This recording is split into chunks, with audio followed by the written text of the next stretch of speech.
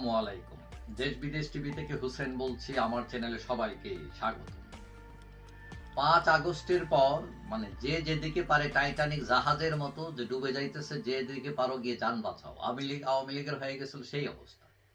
তো এখন কেউ কেউ জেলে আছেন, কেউ কেউ এখনো আত্মগোপনে আছেন, কেউ কেউ বিদেশ আছেন।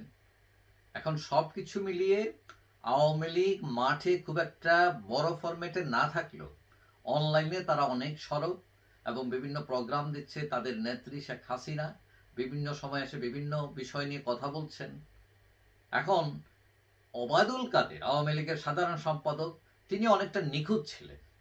তিনি কোথায় আছেন, কেউ বলছে দেশে, কেউ বিদেশে। যাই হোক, অনেকদিন পর তার দেখা মিলল যে তিনি কলকাতায় আছেন এবং মোটামুটি এখন কথা বলতে শুরু করেছেন, সরব হয়েছেন।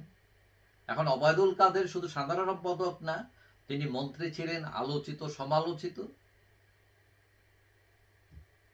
এখন কেউ কেউ অভিযোগ করেছেন এই যে কোটা আন্দোলন, সেখানে তিনি একজন মন্ত্রী এবং আওয়ামী লীগের বলতে গেলে সেকেন্ড ম্যান।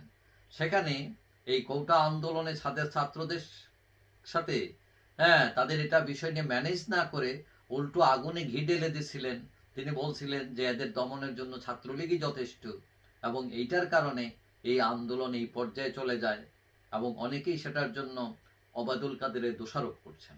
এটা ছাড়াও কাদেরের বিরুদ্ধে আরো অভিযোগ, তিনি পদ বাণিজ্য করছেন, পকেট কমিটি দিতেন, কমিশন বাণিজ্য করতেন, বিপুল অর্থের মালিক হয়েছেন। তার স্ত্রীর বিরুদ্ধে অনেক অভিযোগ এবং এই যে হাইব্রিড কালো টাকার লোকদেরকে আওয়ামী লীগের হাতে তুলে দেওয়া, এটার নাকি নেপথ্যে কারিগর হচ্ছেন এই ওবায়দুল কাদের।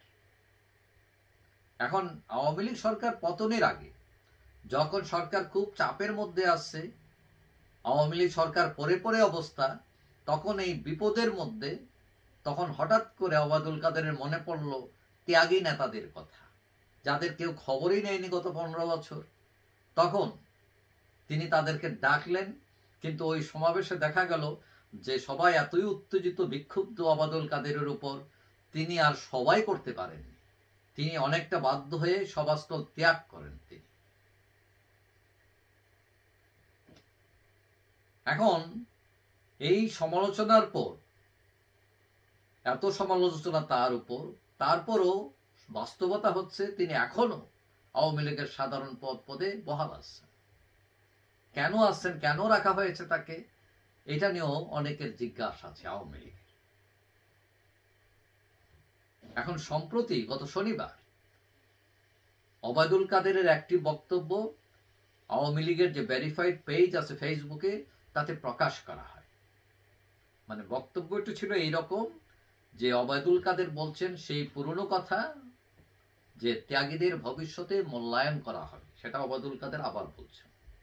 কাদেরের এই কথা ফেসবুকে প্রকাশের পর হাজার হাজার আওয়ামী লীগ সমর্থক হুমড়ি খেয়ে মন্তব্য করেন সেখানে, এবং মন্তব্যের প্রায় 90% ওবায়দুল কাদেরের বিরুদ্ধে অবস্থান নেন। তারা কাদেরকে গালাগালি করেন, আওয়ামী লীগের পতনের জন্য কাদেরকে দায়ী করেন, তারা কাদেরকে অসৎ, দুর্নীতি বা পরায়ণ বলেও উল্লেখ করেন। আওয়ামী লীগ সমর্থকদের এই মারমুখী আচরণ দেখে এবং এই পোস্টটি পড়ে দেখা যায় যে আওয়ামী লীগের ফেসবুক পেজ থেকে সরিয়ে ফেলা হয়, অর্থাৎ সরিয়ে নিতে বাধ্য হয় আওয়ামী লীগ। অনেকে লিখেন যে লক্ষ লক্ষ নেতাকর্মী এই যে আজকে অশনীয় অবস্থা, সেটা এই তাদের কারণেই হয়েছে, ওবায়দুল কাদেরদের কারণেই হয়েছে। এখন সরকার পতনের প্রায় 1 বছর হয়ে গেল, আওয়ামী লীগ নেতাকর্মীরা এখনো জীবন দিচ্ছেন, যেমন গোপালগঞ্জে। এখন এই যে অসহায় অবস্থায় আছেন নেতাকর্মীরা, তাদের খবরই নেয় না কেউ, বরং বিদেশে বসে কেউ কেউ এখনো আগুনে ঘি ঢালতেছে। এখন দলের সংস্কারের কোনো উদ্যোগ নেই।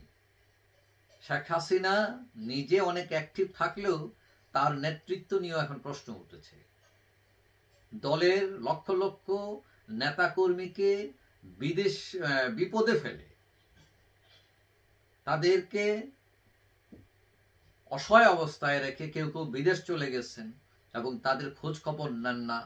প্রচন্ড আর্থিক সমস্যায় ভুগছেন তাদের পরিবার, এবং দলকে টেনে তোলার এইসব কর্মীদের বিপদ থেকে উদ্ধারের কোনো উদ্যোগও নেই। যার ফলে অনেক নেতা কর্মী, বিশেষ করে তৃণমূলের, তারা অনেকটাই হতাশ।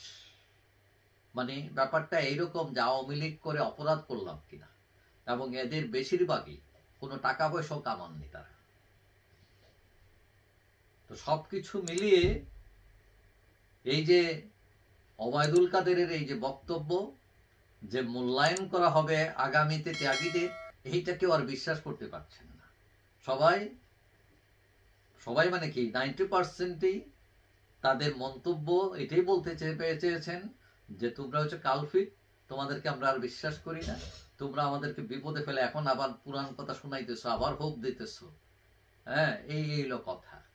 তো আমি মনে করি যে আওয়ামী লীগ বড় দল, তার উচিত আত্মসমালোচনা করা, আত্মশুদ্ধি করা, কারণ রাজনীতি করতে গেলে ভুল হয়। এখন এই উদ্যোগ যদি দল না নেয় তাহলে দল সহজে উঠতে পারবে না, এবং গত 1 বছরে আওয়ামী লীগের কোনো প্রগ্রেসও নেই। এটার কারণ আওয়ামী লীগের উঠে আসার কোনো প্ল্যান নাই, হ্যাঁ, কোনো এটা নিয়ে উদ্যোগ নাই।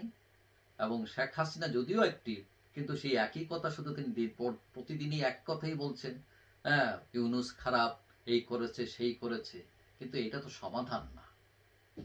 যাই হোক, সবাই ভালো থাকবেন। আশা করি দেখা হবে অন্য কোনো ভিডিওতে, ইনশাআল্লাহ। আল্লাহ।